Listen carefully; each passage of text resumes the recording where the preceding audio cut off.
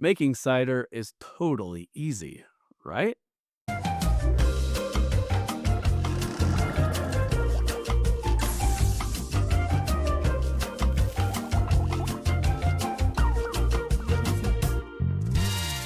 Making cider can be easy. You can make a simple alcoholic cider out of grocery store apple juice. And a lot of times I like to recommend cider as the very first thing any homebrewer tries to make because it can be so cheap and simple to get into cider making.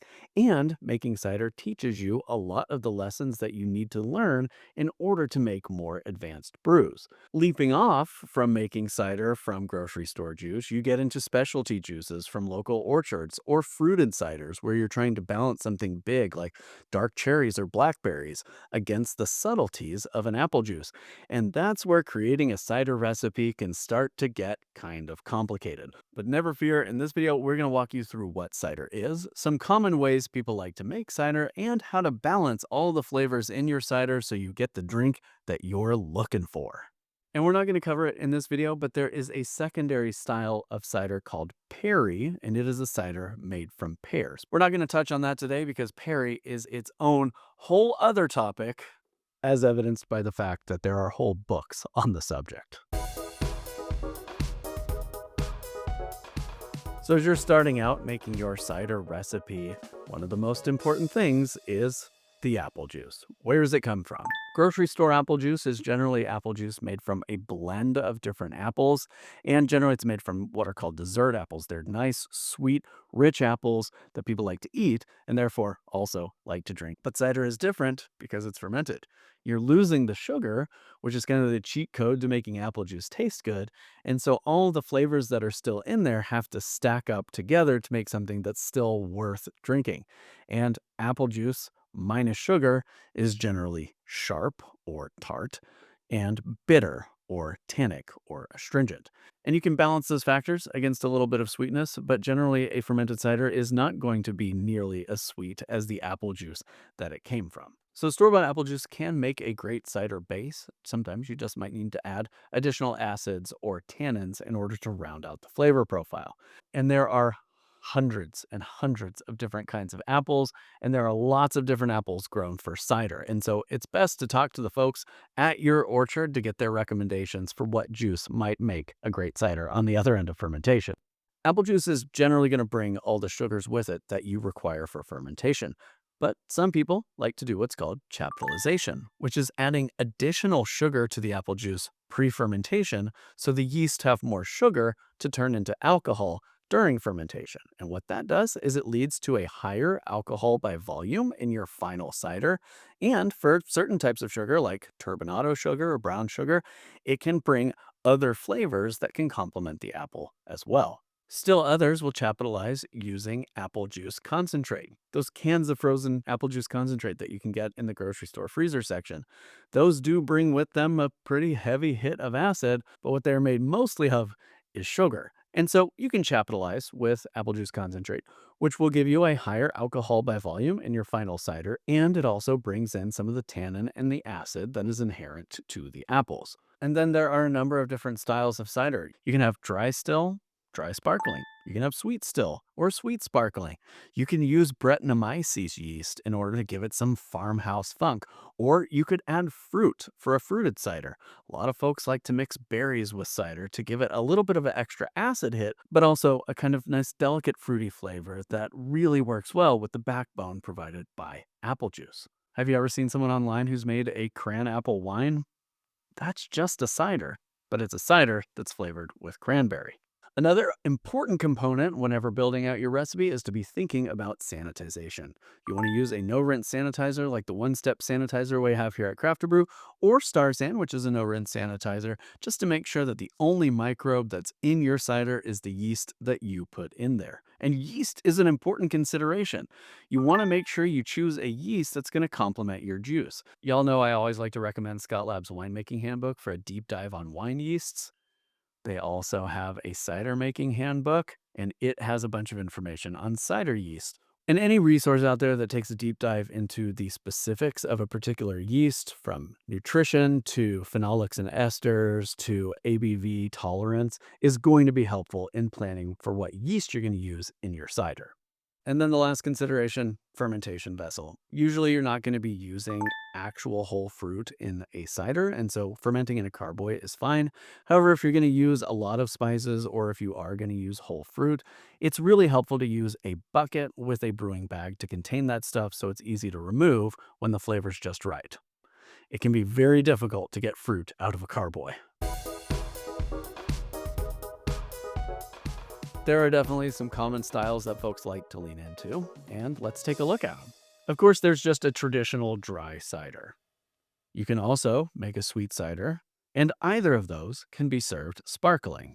Especially around the holidays, a lot of folks like to have a spiced cider with cinnamon or clove or nutmeg, something to give it that warm holiday vibe. And as I mentioned earlier, fruit-infused ciders, using fruits like cranberry or pear or blackberries or even tropical fruits like pineapple, are very popular choices at the homebrew level. And a very popular choice is Apfelwein, which is a German style of apple wine. Generally, that's capitalized, cranked up to about 15 to 17% alcohol, so it is a big bodied cider that still drinks relatively smooth. Of course, there are a lot of varieties of cider out there, but these are the most common ones we've seen on the homebrew scale. When building a cider recipe, the first and most important choice is your juice. If you're using grocery store juice, the choice is a little bit out of your hands because most grocery store juice is the same kind of juice. It's sweet and it kind of tastes like apple. Now, if you're going bold with a single varietal juice, again, it's important to talk to the orchard workers about what might work and look at what they have on their shelves if you're buying it by the gallon. See what kind of apples they have in there, maybe ask for a sample so you kind of have an idea of what it tastes like pre-fermentation. Cider preference is very unique to the individual, and I have had hundreds of ciders in my short life, and I can tell you every single one of them is different in its own way. Certain apples I think work better than others, but those apples might be something that you think works better than I do. And so it's really up to you to experiment, which is the joy of homebrewing. You get to make something that's truly your own. Once you've decided on what juice you're going to use, you have to decide whether or not you're going to chaptalize by adding extra sugar. And you have to think about what flavors that sugar is going to bring. Just regular old table sugar, white sugar, isn't really going to add anything as far as flavor to your cider. But brown sugar or sorghum or molasses can add a big depth of flavor, and you have to be aware of how that's going to play with the finished cider. If you don't like molassesy brown sugar notes, then brown sugar is probably not the right choice of sugar for you. And if your target final alcohol by volume is between 4 and 5.5%, you're probably not going to need to add any additional sugar because any additional sugar is going to raise that ABV higher and higher.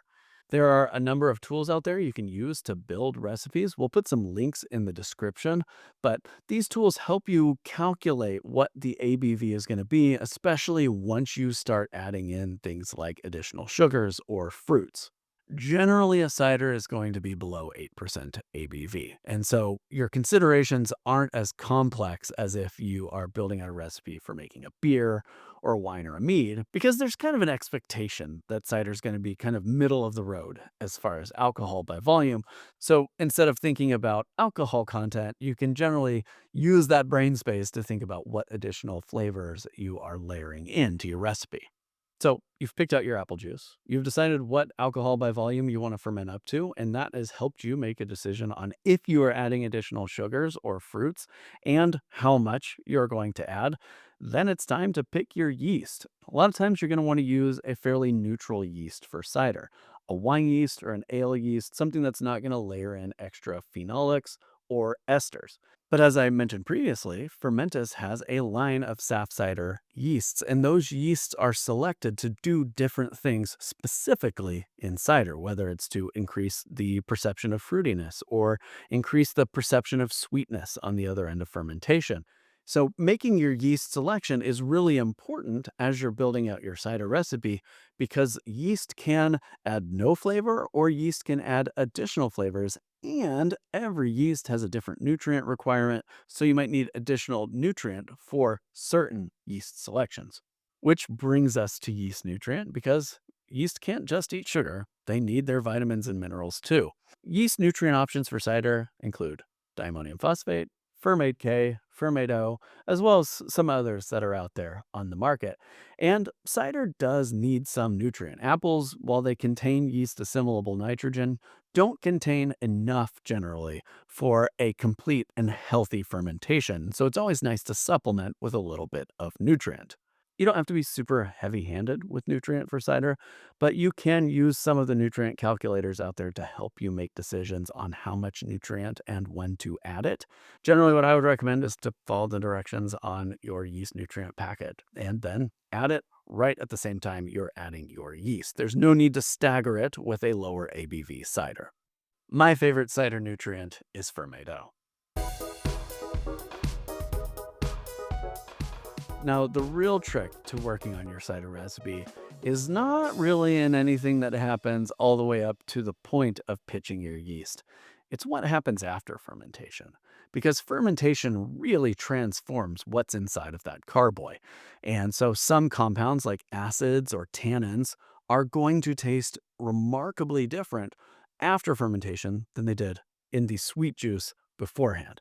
And so it's important to know how to balance acids. The dominant acid in an apple is malic acid. And so you might want to have some powdered malic acid on hand. Cider can also benefit from some tannin adjustment, either from hard tannins or soft tannins, depending on what kind of mouthfeel you're going for. A regular old wine tannin that's just powdered chestnut tannin can work really well in small doses just to give that cider a little bit more staying power and a longer finish. Tannin is one of those things that is just really, really dependent on your individual palate. I like really heavy tannin in a lot of fermented drinks. A lot of folks don't. And so you're really going to be balancing that after fermentation with those real small additions of tannin and acid to get that flavor where you want it to be. And of course, apple juice is generally full of pectin, especially if you're fermenting cloudy apple juice. And so adding some pectic enzyme just by the packet instructions can really help you get a clearer cider post-fermentation. Combine that with cold crashing, and generally you're going to have a nice clear cider going into your bottles. So I hope this video helps you on your journey to build out your own cider recipe. The main components are choosing your apple juice, deciding on how much additional sugar, if any, you want to add, selecting the right yeast for the juice and other ingredients that you're using, especially if you're going to be using spices or additional fruits, and of course, your decision on what fermentation vessel to use. A carboy works great for just straight juice, but if you're going to have solids in there like fruit or spices, please consider fermenting in a bucket for primary fermentation. And we kind of glossed past it in this video, but you do have a decision to make on whether you want your cider to be still or sparkling. If you're going to be making sparkling cider and you're doing that through the process of bottle conditioning, which is adding fermentable sugar to your bottles that the yeast then turn into carbon dioxide within that sealed bottle, there are a number of other considerations like if you want it to be sweet, you're going to need to use a non-fermentable sweetener alongside your priming sugar. We will have a video in the future on all things sweet and sparkling when it's related to bottle conditioning. So please make sure you hit that subscribe button below this video so you don't miss any of our upcoming content. And I'm curious from you, what are your favorite ways of making cider at home? Do you like heavy spices? Do you like fruit? Or do you just like a nice, plain, still cider with no additional adjuncts? Let us know, drop a comment below.